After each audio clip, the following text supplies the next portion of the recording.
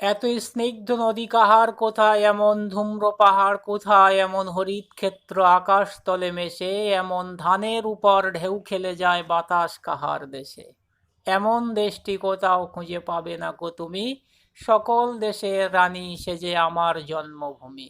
কবি দ্বিজেন্দ্রলাল রায়ের লেখা 4 লাইন কবিতা দিয়ে শুরু করলাম আজকের ভিডিওতে যে বিষয়টি নিয়ে আলোচনা করব সেটি অত্যন্ত গুরুত্বপূর্ণ এবং কমন একটি প্রসেস, সেটা হলো ঝলসা। বাঁধাকপি, ফুলকপি, ক্যাপসিকাম, লঙ্কা, ধান, বিভিন্ন প্রকারের ঝলসা রোগ মাঠে দেখা যায়। আজকের সংক্ষিপ্ত ভিডিওতে ছোট্ট একটা ঝলসার কথা আপনাদের কাছে তুলে ধরব। ঝলসা, প্রথমত বলবো যে ঝলসাটা কেন আসে, ঝলসাটা মূলত কি। বিভিন্ন বিশেষজ্ঞদের বিভিন্ন মত থাকতে পারে। আমরা একেবারে গ্রামীণ পরিবেশ, চাষাভুষো ভাষায় আমরা কৃষক পরিবার যেটা বলবো সেটা হচ্ছে ঝলসা হলো একটি নাইট্রোজেন ঘটিত সমস্যা। আর এর জন্য দায়ী এক প্রকার ব্যাকটেরিয়া, যাকে হেল্প বা সাহায্য করে একটা ছত্রাক। এটা একটা ব্যাকটেরিয়া, একে সাহায্য করে একটা ছত্রাক এবং ব্যাকটেরিয়ার মিলনে এই তসরূপ হয়। আর মূলত এর উৎস হলো নাইট্রোজেনের আপডাউন। এই ঝলসা রোগ কখন হয় এটা আমাদের লক্ষ্য রাখার, যখন গাছে পর্যাপ্ত পরিমাণে নাইট্রোজেনের পরিমাণ বেশি থেকে যায়, পরিবেশে অটোমেটিক্যালি একটা ব্যাকটেরিয়া, একটা ফাঙ্গাস বা পরিবেশে নাইট্রোজেন, পরিবেশে সব কিছুই থাকে, পরিবেশে থাকে না এমন কোনো বিষয় নেই, পরিবেশে প্রত্যেকটা থাকে। এবার সেটা যখন গাছে নাইট্রোজেনের পরিমাণটা বেশি হয়ে যায়, আবহাওয়াটা স্যাঁতসেঁতে এসে যায়, মাটি ভেজা ভেজা ভাব সবসময়ই থেকে থাকে, সেই রকম সময় এটা হয়। আপনি হয়তো মনে করবেন যে আমি তো খেতে নাইট্রোজেন ব্যবহার করিনি, তাহলে আমার খেতে কেন ঝলসা রোগ দেখা দেবে। নাইট্রোজেন ঘটিত সমস্যা বললাম বলে আপনার মাথায় হাত উঠে যাওয়ার কোনো ব্যাপার নেই। আপনি প্রকাশ্যে ইউরিয়া ব্যবহার করেন না কথাটা ঠিক, কিন্তু আপনার এটা জানা উচিত আপনি যে সারগুলো ব্যবহার করছেন তার পার্সেন্টেজ কোনটা কতটা আছে। আপনি ডিএপি ব্যবহার করছেন আর বলছেন আমি তো ইউরিয়া ব্যবহার করিনি, এটা তো হয় না।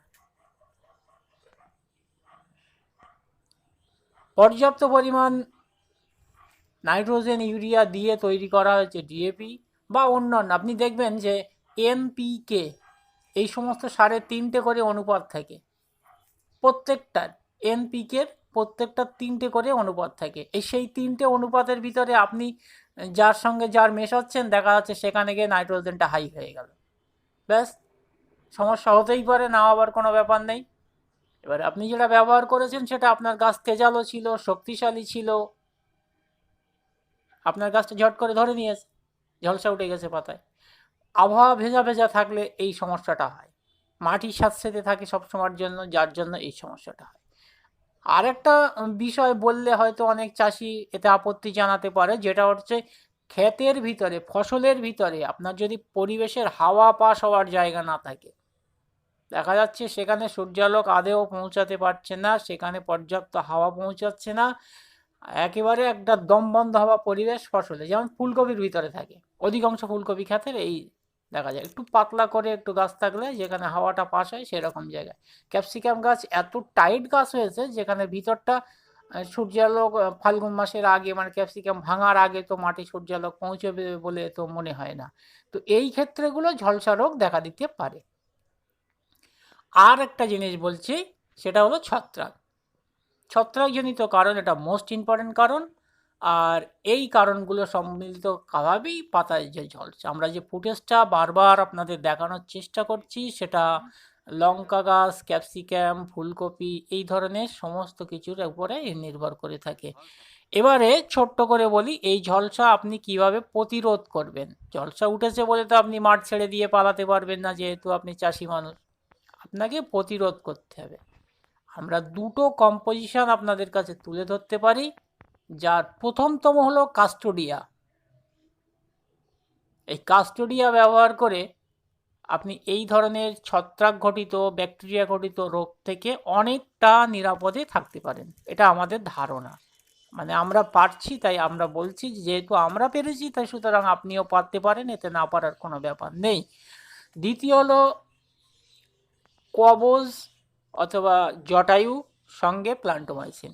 বেস্ট জটায়ুর সঙ্গে প্লান্টোমাইসিন ব্যবহার করলে এই ধরনের রোগগুলো চলে যাওয়ার সম্ভাবনা খুব বেশি। আমরা দুটো ওষুধ বললাম আপনাকে, একটা হলো আপনি কাস্টোডিয়া ব্যবহার করেন, আপনার সমস্যার সমাধান হয়ে যায় বলে আমরা আশা করি। সঙ্গে আপনি জটায়ু অথবা জটায়ুর সঙ্গে প্লান্টোমাইসিন, জটায়ু প্লাস প্লান্টোমাইসিন দুটো একসঙ্গে ব্যবহার করে আপনি এই ধরনের কাজবাজগুলো করতে পারেন।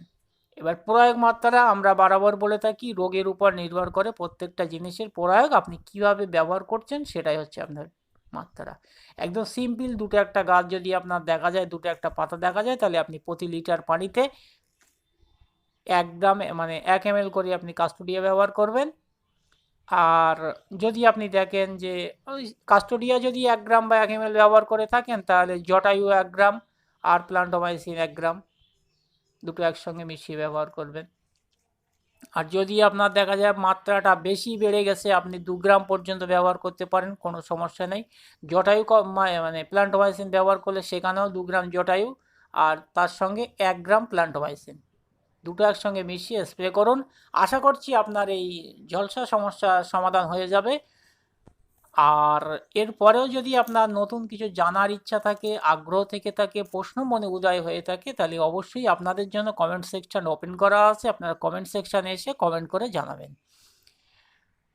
দেখা হবে পরবর্তী কোনো ভিডিও নিয়ে, ততক্ষণে সবাই ভালো থাকবেন। আর আজকের ভিডিও শেষ করার আগে বন্ধুদের কাছে ছোট্ট একটা রিকোয়েস্ট, আমি বরাবর করে থাকি, আজকেও করছি, আগামীতেও করব। সেটা হচ্ছে আপনি যদি আমাদের চ্যানেলে নতুন এসে থাকেন তাহলে আমাদের কৃষক পরিবার ইউটিউব চ্যানেলকে সাবস্ক্রাইব করে দিন।